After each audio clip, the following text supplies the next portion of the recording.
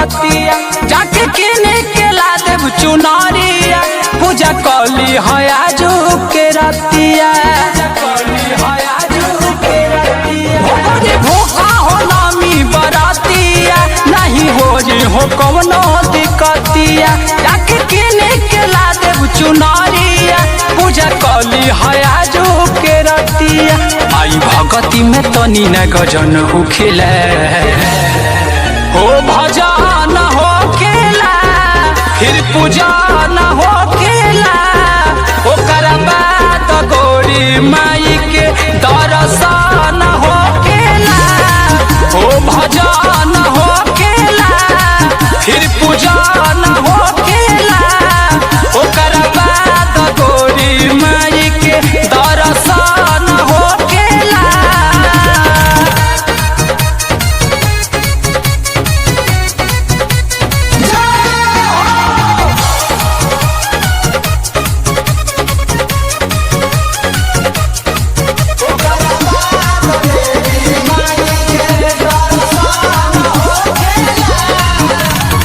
झुलवा लगा दी हजारी के निमिया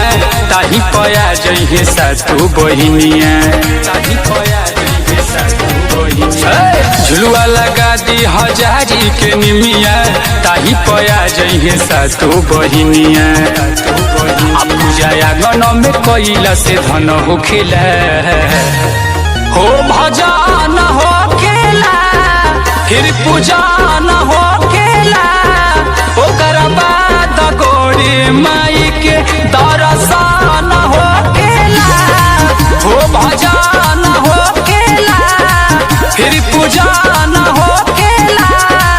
ओकर बाद गोरी माई के दर्शन होखेला।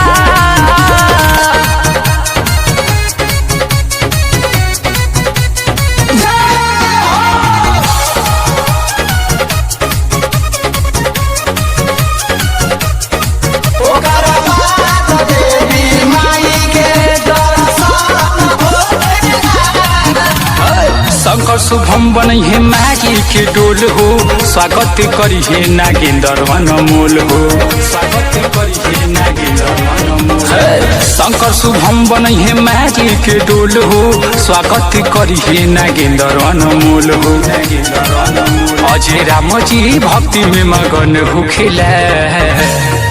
हो भजन होखेला फिर पूजा न होखेला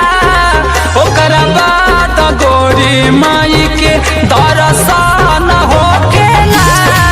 हो भजन होखेला फिर पूजा न हो